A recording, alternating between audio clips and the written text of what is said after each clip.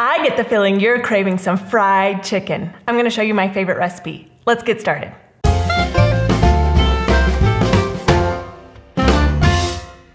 Before we can fry our chicken, we want to make the marinade that the chicken will sit in for a couple of hours. In a bowl, add buttermilk, salt, black pepper, onion powder, garlic powder, dried thyme, and cayenne pepper. Mix that all together. Cut up a whole chicken. If you don't know how, check out this video. Keep the skin on for a more authentic flavor. You can remove the skin, however, it might dry out the chicken quicker. The enzymes in the buttermilk help break down the protein in the chicken, making it more tender and more flavorful. Do not skip this step. It really helps tenderize and flavor the meat. Cover the meat with plastic wrap and place in the fridge for 4 hours or overnight. 30 minutes before cooking the meat, pull the chicken from the fridge. Do not cook the meat if it is cold. It will cool down your oil and make the cooking uneven, and you could overcook it. For the breading, in a large bowl, add flour, cornmeal, salt, and pepper. This step is so important to season your flour.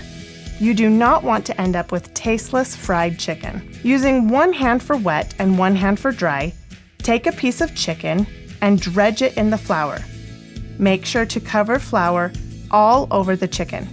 You want a light coating of flour so it will be light and crispy.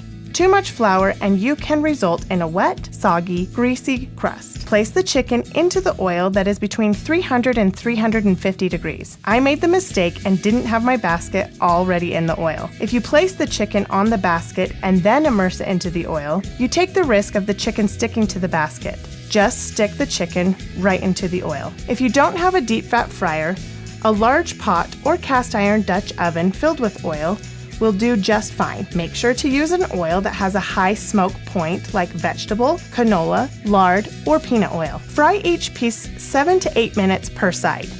Using a thermometer, check the temperature of the chicken. I removed the chicken when it was about 155 degrees because while it is resting, it will still rise in temperature.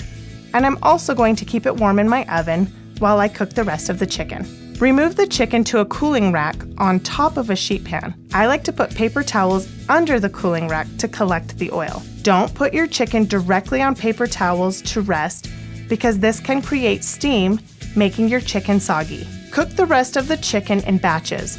Don't overcrowd the pan or the chicken won't cook evenly. Let the chicken rest. This gives it time for the juices to redistribute. I love to eat the drumsticks because I love dark meat and I love to pick it up in one hand and take a bite. Leave me a comment below telling me what is your favorite part of the chicken to eat. I like to serve this chicken with coleslaw and cornbread on the side. Stay tuned for some awesome cornbread and coleslaw recipes that pair well with this fried chicken. Remember to hit that subscribe button and the bell so together we can strengthen our families through food. We'll see you in the next video.